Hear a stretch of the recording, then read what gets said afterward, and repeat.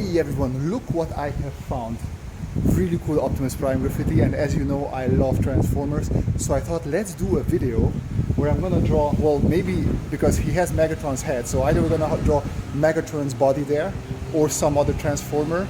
Either way, we're gonna have a lot of fun with this. Okay, while the sketching starts, I want to mention the artist who made this very cool Optimus. His name is Justin Buskermolen, I hope I pronounced it correctly, and you can find him on Instagram as Justin K _Buskermolen. I'll blend it in so you can see it, but he also has a YouTube channel where he filmed this exact Optimus piece as he was creating it, so that is very cool. So make sure to pop by his channel and show him some love. I will leave a link to his Instagram and also to the video where he created this epic Optimus in the description down below. Now, graffiti was never really something that attracted me too much. Graffiti for me was pretty colorful, but sadly incomprehensible writing or ugly tags for the longest time. But of course, the older I grew, the more I saw, and the more absolutely amazing art pieces I also saw on city walls. I was visiting Bristol a couple of years ago, and man, do you have to visit that city if you are into graffiti art. There's just really amazing wall pieces everywhere.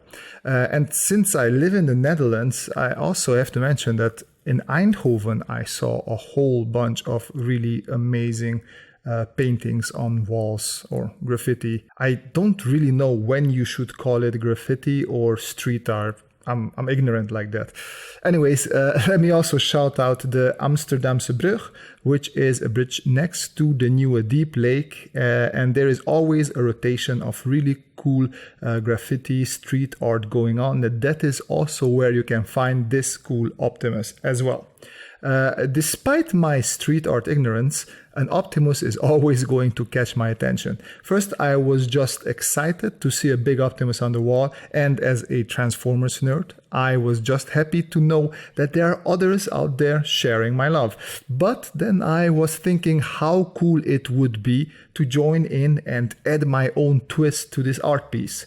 But since there is no space on the wall and I never tried painting with paint cans, I decided to go the safe route and do a digital addition to this piece. First, I needed to figure out who I wanted to add next to Optimus. I grew up on Marvel Transformers comics. They sort of shaped my Transformers foundation together with the old G1 cartoons and the Transformers animated movie. I mean, look at this scene. You've got the touch, da, da, da, da, da. You got the power. Still gives me chills. After going through a bunch of Autobots, I landed on Grimlock. And while he was never my favorite, he had some great history with Shockwave, so I decided to do something similar to Megatron's decapitated head and portray Grimlock together with Shockwave. As for the actual drawing itself, I just started by extending the blue foundation on the wall to the right so I have space to draw on. I did try to match the wall's texture a bit so my drawing will fit better into the visual. After that, I took a thick brush and very roughly drew in Grimlock. I had a bit of issues matching the perspective, but I eventually got there and I switched from my thick brush to a thinner brush to work out the details I would draw on Grimlock. Drawing Grimlock or any Transformer is a bit trickier than I thought. It's not because they are hard to draw, but it is hard sticking to the old G1 style for me. I mean, sticking to the style is not the problem per se, it's more the trying not to modernize the drawing style a bit. In general, I have a bit of an old school style when it comes to drawing Transformers, I know that, but Justin really captured that feeling of the old cartoons while adding a lot of modern little details to it as well. I find it hard to balance that line and not to over modernize, especially having studied industrial design and having a personal style that is quite techy as well.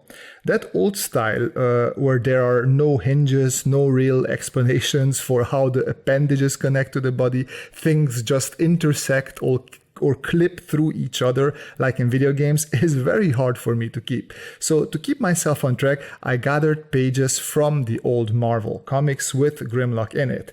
The animated cartoons were too simple to translate into a visual, so I ended up with the comics that had Andrew Wildman as a penciler. His Transformers were always a bit more organic, which actually did a lot for the expressiveness of their faces.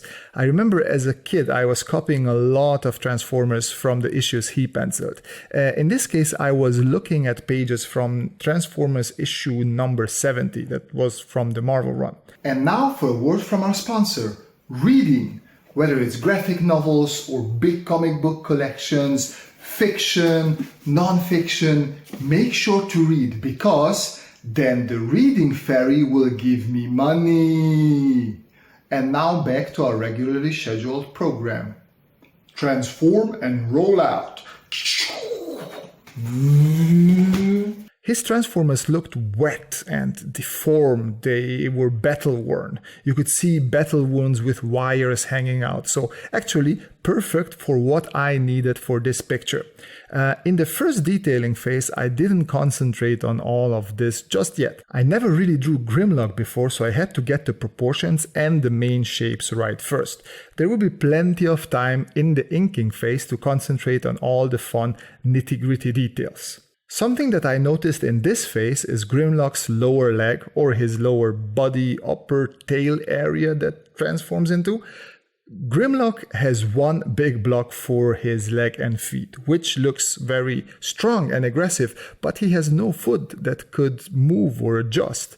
It is interesting that as a kid you don't care about things like these at all. And now as somewhat of a grown-up, I was struggling not knowing how those things actually work. In my head, I wanted to know, okay, how would the foot displace and how would it twist or turn or adjust? Anyways, I did get over that and had the basis for the pose that I was quite happy with. It was during this phase that I fleshed out Shockwave a bit as well. I wanted to do something similar to Megatron, the hanging head, but not quite a copy of it. So I came up with Grimlock standing on Shockwave's upper body, chest, and Shockwave's head just hanging off his body, barely holding on by wires. I was proud of this till I realized that it is very unlikely that Shockwave's upper body / chest would just lay around loosely like that for Grimlock to rest his leg on. This would have been a good point to put in some effort and really think about a plausible pose Shockwave might be in, but as you will see in the final result, I decided to just stick with the early cartoons theme and not worry about it. And then it was time for the final line work. This is also when I had a lot of time with all the little details and greeblies and imperfections of the metals. Coming up with different deformations and battle wounds was really fun. I remember this picture of Wolverine by Laney Liu being all shot up with visible bullet holes that were still glowing all over his body. And since I don't really remember ever seeing Transformers with bullet holes or at least indentations, I wanted to give some to Grimlock. Then just some loose body panels, scratched open areas, and some visible mechanisms, and I was a happy camper.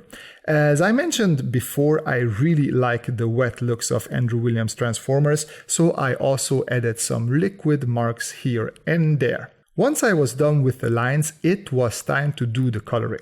Before I jump into that, I want to mention that during the early cleanup and extension of the wall phase, I also added some wall texture into the image so it blends better. I made sure to keep my color layers below this texture so the whole image flows nicely together. Of course, I was turning the texture layer off and on a regular basis to be able to color pick the correct colors. And speaking of color picking, to get the right colors of Grimlock, I pasted in one of those character explainer sheets that each Transformers comic had in them and took the colors from there. The colors I kept very simple, doing basic cell shading with some airbrushing here and there. And that is pretty much it. I had a ton of fun with this drawing and video and would love to do more like this. So I had an idea. What do you find people think of maybe sending me a picture with something you like or yourself and I'll draw something into the picture. It could be something you could request or something I come up with, but either way, it sounds like a lot of fun to me. So what do you think? Leave a comment and opinions down below. And with that, we have come to the end of the video. If you liked it, hit that like button, because then the reading fairy will know to give me even more money, and subscribe if you would like to see more content like this. But as always, the most important thing is that you folks have a great time, and see you in the next video. Bye bye.